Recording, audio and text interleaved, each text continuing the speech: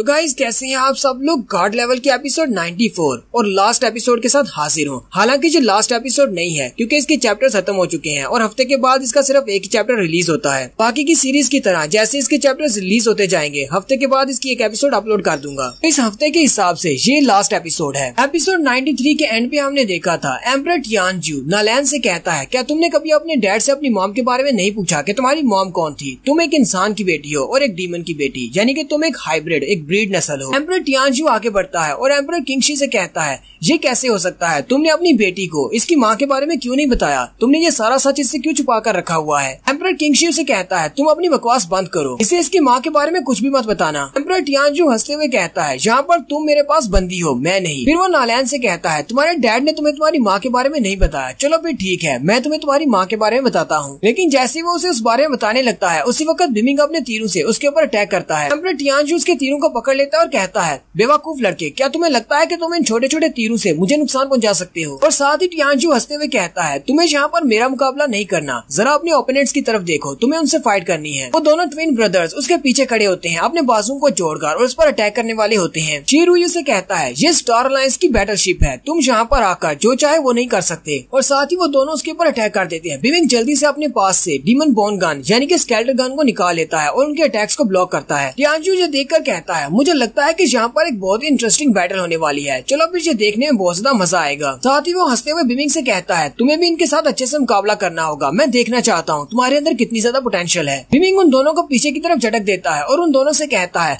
मैं अपना टाइम बचाने के लिए तुम दोनों के साथ एक साथ फाइट करूंगा और तुम दोनों को एक साथ ही मारूंगा। वो दोनों से कहते हैं, लगता है कि तुम्हारे दिमाग में भूसा भरा हुआ है, यहाँ पर तुम डिसएडवांटेज पर हो, तुम हमसे जीत नहीं सकते। वो दोनों ट्विन्स अलग अलग हो जाते हैं, एक साइड से उस पर अटैक करता है जबकि दूसरा दूसरी साइड से, जबकि बिमिंग उन दोनों के दरमियान में होता है। वो दोनों मिलकर उसके ऊपर अटैक करते हैं। बिमिंग भी उनके अटैक्स को ब्लॉक करता है। वहाँ पर एक जबरदस्त धमाका होता है। बिमिंग कहता है, मुझे बहुत ज्यादा ध्यान रखना होगा, ये दोनों एक तरफ से मुझ पर अटैक कर रहे हैं। टियानजू भी उन पर नजर लगाए खड़ा होता है। एम्परर टियानजू बिमिंग से कहता है, मुझे लगता है कि मैं तुमसे बहुत जल्दी सरप्राइज हो गया, लेकिन तुम तो बिल्कुल बेकार हो, तुम तो मेरे सोल्जर्स के सामने ही नहीं टिक पा रहे। एम्परर टियानजू ने अपनी चेन्स के अंदर नालैन को भी बांध लिया होता है। नालैन चिल्लाते हुए उससे कहती है, तुम्हें नहीं लगता कि अगर ये बात बाहर जाकर फैल गई कि तुमने हम जैसे लड़कों को और बच्चों को यहाँ पर बांध कर रखा हुआ है तो तुम्हारा नाम खराब हो जाएगा, बाकी के सारे लोग तुम्हारे स्टार अलायंस के नाम पर हंसा करेंगे। एम्परर टियानजू आगे बढ़ता है और नालैन से कहता है, तुम्हारा मुंह बहुत ज्यादा चलता है, लेकिन मैं तुम्हें एक बात बता दूं, तुम उस लड़के के लिए बहुत ज्यादा फील कर रही हो, लेकिन वो लड़का बिल्कुल वैसा ही है जैसी तुम्हारी माँ थी। वो भी बिल्कुल इसी तरह की एक पागल हंटर थी, उसे भी स्टार अलायंस वालों के साथ पंगा लेने का बहुत शौक था। नालैन के डैड फिर से चिल्लाकर उसे कहते हैं, यहाँ से दूर रहो, मेरी बेटी के पास मत आओ। एम्परर टियानजू से कहता है, मुझे लगता है कि इस सब में बहुत ज्यादा मजा आने वाला है। टियानजू अपने दोनों ट्विन से कहता है, तुम दोनों वहीं पर रुक जाओ, मैं नहीं चाहता कि तुम दोनों इस लड़के को मारो, मैं इस लड़के को जिंदा रखना चाहता हूँ। जब मैं इस लड़की की बॉडी को चीर फाड़ कर इसके ऊपर जेनेटिक एक्सपेरिमेंट्स करूंगा तब इसका लवर इसके सामने खड़ा होकर सब कुछ देखेगा। बिमिंग सोच रहा होता है, अगर मुझे यहाँ से नालैन और एम्परर किंग दोनों को ले जाना है तो मुझे अपनी स्ट्रेंथ को इकट्ठा करके बहुत ज्यादा बढ़ाना होगा, क्योंकि मैं तो सिर्फ इसके सोल्जर्स का सामना नहीं कर पा रहा, अभी तो एम्परर टियानजू भी यहाँ पर है, मुझे तो इसके साथ भी फाइट करना पड़ सकती है। बिमिंग अभी इसी बारे में सोच रहा होता है कि उसी वक्त उसके कंधे पर छोटा पिगी निकल आता है। बिमिंग उसे कहता है, तुम यहाँ पर क्या कर रही हो? पिगी बिमिंग से जी करके उसे कुछ कहता है, वो उसे किसी प्लान के बारे में बताता है। बिमिंग उसे कहता है, क्या तुम वाकई में श्योर हो? क्या तुम ऐसा कर पाओगे? वैसे तुम्हारा प्लान मुझे समझ तो नहीं आया, लेकिन मुझे लगता है कि इसको ट्राई करना चाहिए। शिरुयू से कहता है, तुम्हें क्या लगता है कि इस तरह के छोटे से बैटल पैड को यूज करने से तुम हमसे जीत सकते हो? हमें नहीं पता कि ये बैटल पैड कौन सी नस्ल का है, लेकिन ये बैटल पैड ना भी ज्यादा स्ट्रॉन्ग नहीं लग रहा। वो दोनों भाई आगे बढ़ते हैं और कहते हैं, अब जबकि एम्परर टियानजू ने कहा है कि तुम्हें मारना नहीं है, हम दोनों तुम्हें मिलकर इतना ज्यादा पीटेंगे कि तुम मरोगे नहीं, लेकिन जिंदा भी नहीं रहोगे, सिर्फ तुम्हारी आखिरी सांसें बचेंगी। उसी वक्त वो छोटा पिगी अपनी इल्यूजन को क्रिएट करता है और साइज में बड़ा हो जाता है और अपने इल्यूजन मैजिक वाले धुएं को फैला देता है। वो दोनों ट्विन ब्रदर्स उस धुएं के अंदर ट्रैप हो जाते हैं। बाकी के सारे भी ये देखकर बहुत ज्यादा हैरान हो जाते हैं, क्योंकि जैसे वहाँ से धुआं हटता है वहाँ पर 3 चैन बिमिंग होते हैं, यानी कि उस पिगी ने अपने इल्यूजन मैजिक को यूज करते हुए बाकी के दोनों को भी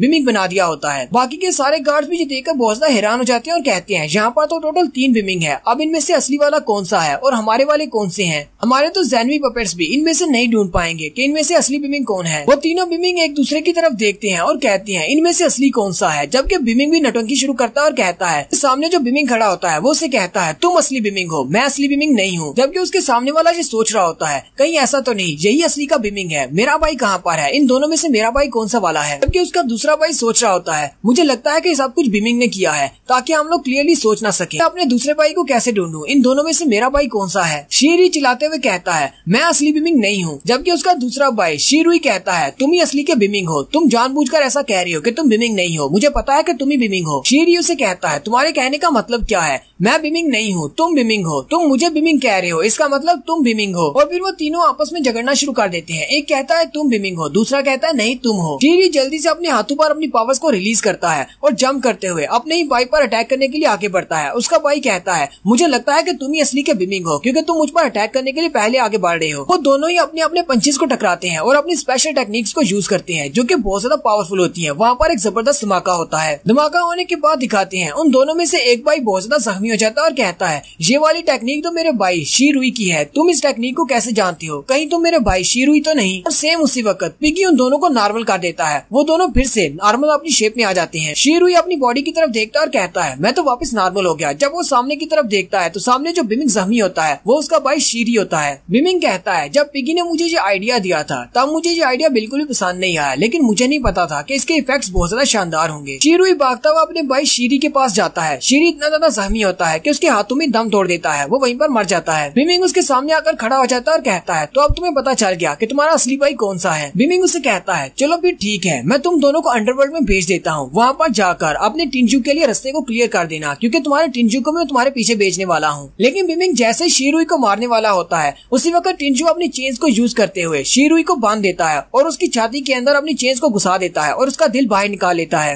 एम्परर टियानजू बिमिंग से कहता है जनरली हाई कल्टीवेशन वाले लोग इस तरह की इल्यूजन्स की वजह से मुतासर नहीं होते, लेकिन तुम्हारे पास जो इल्यूजन्स थी वो काफी ज्यादा पावरफुल थी। मैं भी उनसे थोड़ी देर के लिए हैरान हो गया था कि तुम्हारी कल्टीवेशन तो इतनी ज्यादा नहीं है लेकिन फिर भी तुम्हारी इल्यूजन पावर काफी ज्यादा स्ट्रॉन्ग है। तुमने तो मुझे बहुत ज्यादा इम्प्रेस कर दिया। अब जबकि बाकी के सारे लोग हार चुके हैं तो फिर हम दोनों बचे हैं, चलो हम दोनों फाइट करते हैं। एम्परर टिंजू अपनी चेन्स को रिलीज करते हुए बिमिंग के ऊपर अटैक कर देता है। बिमिंग उसके चेन्स के अटैक्स को डॉज करते हुए अपने पास से कुछ एरोज को उसकी तरफ फेंकता है। एम्परर टियानजू से कहता है मैंने तुमसे पहले भी कहा था तुम्हारे ये छोटे छोटे तीर मेरे सामने बिल्कुल बेकार हैं, तुम इनसे मुझे नुकसान नहीं पहुंचा सकते। उसी वक्त बिमिंग अपनी स्केलेटल गन को भी बाहर निकाल लेता है। एम्परर टिंजू से कहता है लगता है तुम्हारे पास काफी सारी ट्रिक्स हैं, तुम्हारे पास सिर्फ छोटे तीर ही नहीं बल्कि तुम्हारे पास तो एक स्केलेटल गन भी है। एम्परर टियानजू फिर से अपनी चेन्स को बिमिंग पर अटैक करने के लिए आगे भेजता है। जबकि बिमिंग अपने स्केलेटल गन को यूज करते हुए अपना बड़ा सा ड्रैगन निकालता है। वो ड्रैगन उसकी चेन्स को अपने मुंह में ले लेता है और उनकी चेन्स को तोड़ देता है। एम्परर टियानजू देखकर और भी ज्यादा खुश हो जाता है और कहता है तुम्हारे पास तो काफी सारी ट्रिक्स हैं। बिमिंग उसे कहता है ये फाइट अभी खत्म नहीं हुई, मेरे पास अभी बहुत सारी ट्रिक्स हैं।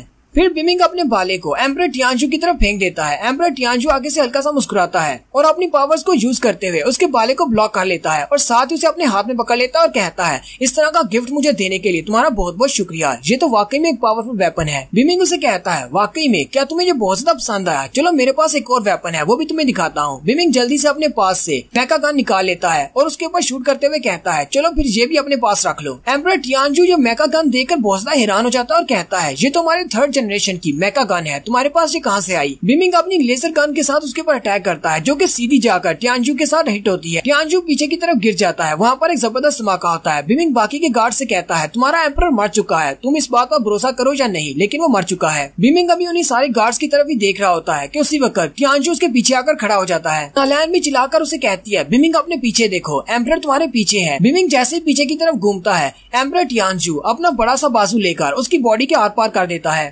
एम्परर टियानजू ने अपनी बॉडी के ऊपर बहुत सारे एक्सपेरिमेंट्स किए हुए हैं जिसकी वजह से उसकी आधी बॉडी डीमन की बॉडी बन चुकी है। टियानजू से कहता है वैसे तो मैं तुम्हें मारना नहीं चाहता था, मैं तुम्हें जिंदा रखना चाहता था, लेकिन तुमने मेरे लिए कोई रास्ता नहीं छोड़ा। तुमने एक मेका गन को मुझसे छुपा कर रखा, तुमने मुझे पहले क्यों नहीं बताया कि तुम्हारे पास एक मेका गन है। बिमिंग की बॉडी के अंदर एक होल होने के बाद भी वो अभी तक जिंदा है और वो अपने पास से एक तलवार निकालता है और उसके ऊपर अटैक कर देता है। लेकिन एम्परर टियानजू अपने पंजे को सामने की तरफ करते हुए उसकी तलवार के टुकड़े टुकड़े कर देता है। बिमिंग का ये लास्ट अटैक था मरने से पहले। बिमिंग वहीं पर लेट जाता है और आहिस्ता आहिस्ता अपनी आंखें बंद कर रहा होता है। एम्परर टियानजू से कहता है चैन बिमिंग तुम तो वाकई में बहुत ज्यादा स्ट्रॉन्ग हो, जितना बड़ा होल मैंने तुम्हारी बॉडी के अंदर कर दिया है, कोई आम सा इंसान होता तो अब तक मर चुका होता, लेकिन तुम अभी तक जिंदा हो। बिमिंग फिर से अपनी पास्ट मेमोरीज में चला जाता है जहाँ पर 5वें एम्परर ने उसे घेर कर रखा होता है। वो एम्परर उसे कहते हैं चैन बिमिंग तुम बहुत ज्यादा तेजी से कल्टीवेट कर रहे हो और एक दिन तुम गॉड लेवल तक पहुँच जाओगे। जो कि हमारे लिए बहुत बड़ा खतरा है। हम तुम्हें गॉड लेवल तक नहीं पहुंचने दे सकते, इसलिए तुम्हें मरना होगा। हम एम्प्रेस ने यहाँ तक पहुंचने के लिए कई सालों की मेहनत की है, बहुत सारे सोल स्टोन्स को कंज्यूम किया है, बहुत सारे लोगों को मारा है और उनकी एनर्जी को एब्जॉर्ब किया है। इन सिर्फ चंद सालों में तुम इस लेवल तक पहुंच चुके हो, तुम हमारे लेवल तक पहुंच गए हो और एक दिन तुम हमसे आगे निकल जाओगे। हम लोग ऐसा होते हुए देख नहीं सकते क्योंकि तुम एक ऑर्डिनरी फैमिली से हो, तुम स्टार अलायंस से नहीं हो। एम्परर टियानजू भी वहीं पर होता है और कहता है अब जबकि हम लोग स्टार अलायंस के सुप्रीम लीडर्स हैं, इसलिए हम लोग पांचों यहाँ पर मिलकर तुम्हें दूसरी दुनिया में बेचने वाले हैं। स्नोबॉल भी वहाँ बिमिंग के सामने होती है। बिमिंग कहता है मैं तुमसे इस बात का बदला जरूर लूंगा और वहीं पर वो बिमिंग को मार देते हैं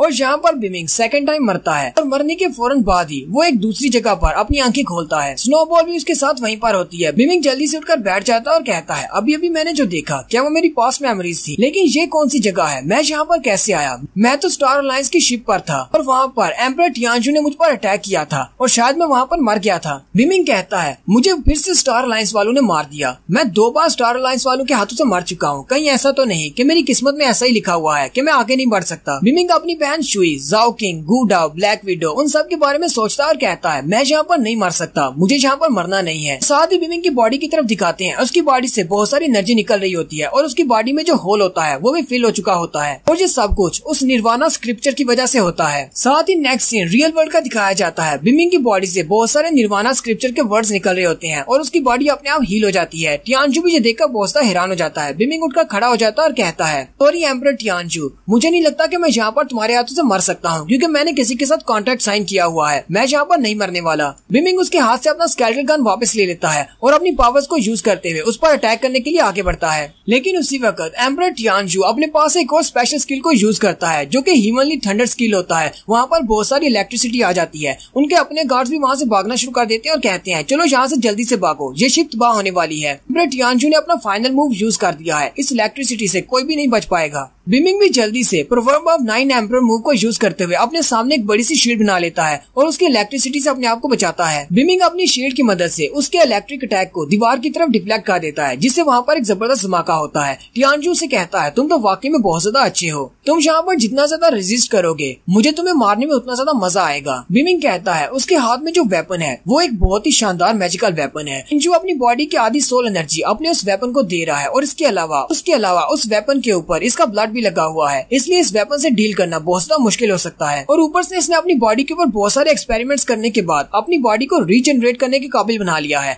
मैंने इस पर अटैक किया था लेकिन इसने अपनी बॉडी को फिर से हील कर लिया है। वहीं पर कुछ गार्ड्स खड़े बातें कर रहे होते हैं कि ये शिप बहुत जल्दी क्रैश करने वाली है, हम सब लोगों को यहाँ से जल्दी से निकलना होगा। शिप के नीचे बेसमेंट एरिया में एक रास्ता है जहाँ से हम लोग यहाँ से निकल सकते हैं या फिर वहाँ पर छुप कर बैठ सकते हैं कि हमारी ये शिप बहुत ही जल्दी ब्लैक फॉग में से गुजरने वाली है जहाँ पर ब्लैक रेन होती है। उस ब्लैक रेन के अंदर हमारी बॉडी की हड्डियां में पिघल जाएंगी क्योंकि वो बहुत ज्यादा क्रोसिव होती है। एम्परर किंगशी भी उन सब की बातें सुन रहे होते हैं और वो अपनी पावर्स को यूज करते हुए अपनी चेन्स को खोलकर आजाद हो जाते हैं। एम्परर किंगशी अपनी बेटी नालैन से कहते हैं चलो यहाँ से जल्दी से निकलते हैं क्योंकि ये शिप ब्लैक फॉग की तरफ जा रही है, वहाँ पर जो रेन होती है उससे हमारी हड्डियां में पिघल जाएंगी। वो रेन डीमंस और इंसानों दोनों की बॉडी को इफेक्ट करती है। टिंजो भी उससे नहीं बच पाएगा। हम उस लड़के के लिए बेस्ट होप ही कर सकते हैं कि वो जिंदा बच जाए। नालैन अपने डैड से कहती है मैंने उसके साथ एक कॉन्ट्रैक्ट साइन किया हुआ है कि वो जिंदा वापस आएगा, हम लोग उसका यहीं पर इंतजार करेंगे। उसके डैड उसे कहते हैं अच्छा ठीक है, हम लोग यहीं पर वेट करते हैं। फिर उनकी शिप ब्लैक फॉग के अंदर चली जाती है। इसी वक्त छत की तरफ दिखाते हैं कि उनकी छत के ऊपर से एक बड़ा सा टुकड़ा गायब होता है, यानी कि छत के ऊपर से उन्हें ब्लैक मिस्ट दिखाई दे रही होती है। बिमिंग ऊपर की तरफ देखता है और कहता है